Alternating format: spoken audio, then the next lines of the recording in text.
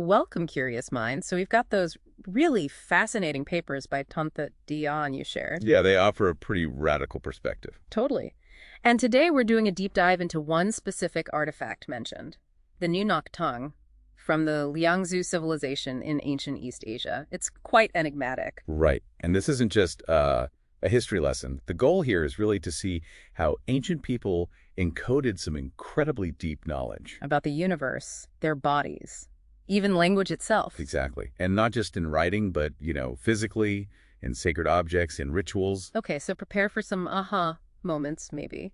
Especially how this jade tube might actually shift how we think about cosmology. And even our own body's connection to time itself. Pretty profound stuff. All right, let's start with the basics. The Nok tongue. It comes from the Liangzhu civilization, right? Lower Yangtze region. That's the one. Flourished roughly 3,300 to 2,200 BCE. They were known for advanced irrigation, sure, but also just incredible jade work. And the Nok tongue itself. Describe it for us. Well, it's typically jade. It's got this distinctive shape, square on the outside, but with a perfectly round hole drilled right through the center. And often carved, yeah, with that mysterious face. The Daotit. A complex motif. Traditionally, people have thought, okay, square is earth, round is heaven. So it's a ritual object linking the two. Makes sense, but these sources, they push way beyond that, don't they? Oh, completely. Here's the really surprising core idea. What if the Ngagtong isn't just abstract? What if it's like a literal representation of an ancestral body? A body, how? Specifically, one formed during reburial rituals. The sources suggest they meticulously stacked bones, especially male and female vertebrae. Wow. Okay, wait. Stacking bones. How does that connect to the Daotit face motif? That seems like a leap. It does, but the analogy they use is, well, quite striking. It's called the fetus's view. The fetus's view. Yeah, imagine looking from inside the mother's body. The symmetrical arrangement of bones, skull, ribs, sternum could sort of resolve into a face-like pattern, a primal image. Huh. Okay, so are there specific anatomical links proposed? Yes, quite detailed ones. The different parts of the Thaothea, what we interpret as the face, hair, arms, legs, eyes, nose, the sources argue these correspond directly to skeletal structures. Like the skull for the face, ribs for maybe hair or arms? Exactly. Pelvis, sacrum for lower parts, and the central hole, the round passage, that's the vertebral column, the pathway connecting earth and heaven through the ancestors' stacked form. Okay, my mind is kind of blown already, but it goes further. It does. Building on this body as artifact idea, the sources propose the Ngaktan itself, this round-in square object with a central axis, could be a 3D model of cosmic principles. Like Tai Chi, Liangyu, Bagua. Precisely. Concepts we usually think of as being developed much later, in written texts. But this suggests they might have existed in physical ritual form first. Embodied knowledge. Before writing. Wow, and this ties into language too, this body memory. That's the connection they make. Take a Vietnamese word like va chong, meaning wife and husband. The sources suggest va, or maybe an older form, ba, could mean support from below, like the female bones in the stack.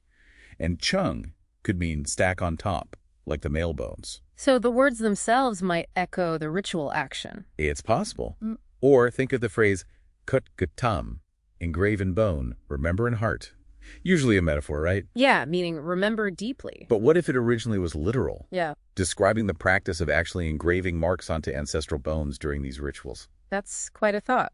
Okay, so this body cosmology link isn't just the Nok tongue. The sources bring in the Chinese zodiac animals. Right, another big, bold hypothesis. What if the 12 zodiac animals originally represented a kind of dismembered ancestral body? Dismembered, how so? With each animal corresponding to a specific body part. The rat for the head, maybe the pig for the lower body. A map of the ancestors spread across time, you could say. And there's an imbalance mentioned, something about a cat and rabbit. Yeah, this is fascinating. The suggestion is the original system might have had both cat seen as yang and rabbit seen as yin as a perfectly balanced pair. Reflecting the male-female bone stacking again. Potentially, yeah. That perfect pairing. But the modern zodiac usually only has the rabbit or sometimes the cat, depending on the tradition. And the dragon. Where does that fit in this body map? That's the curious part. According to these sources, the dragon isn't rooted in a specific body part like the others. They propose it was a later addition. From the north. Politically motivated. That's the argument presented, yes. A symbol perhaps displacing some original pairings, signaling a shift away from purely ancestor-focused worship towards a more centralized power structure. Again, we're just relaying the source's perspective here. Understood. And people still feel this connection. You mentioned a Bring the Cat Back movement. Apparently so, yes, in China. It suggests these sort of deep-seated symbolic structures might still resonate in the collective memory, even if unconsciously. Wild. So all of this, the body, the cosmos, language, time encoded non-verbally.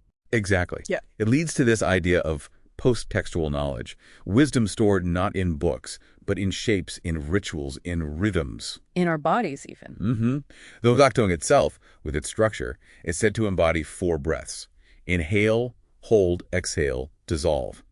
It's knowledge you feel or experience, not just read about. So, okay, pulling this together, what's the big takeaway for us listening? I think it's that ancient cultures like Liangzhu embedded this incredibly found wisdom about the universe, ourselves, timed directly into the things they made and the things they did. In ways that maybe go beyond or even predate written language. Absolutely. And these symbols, these shapes, thousands of years old, Yeah. they can still somehow speak to us. They offer these connection points, these aha moments, linking us back to a very primal way of understanding the world and our place in it. So here's a final thought to leave you with, drawing from the sources. If time doesn't really pass in a straight line, but maybe just settles, like layers of sediment, then perhaps the wisdom of our ancestors isn't just history locked away in the past.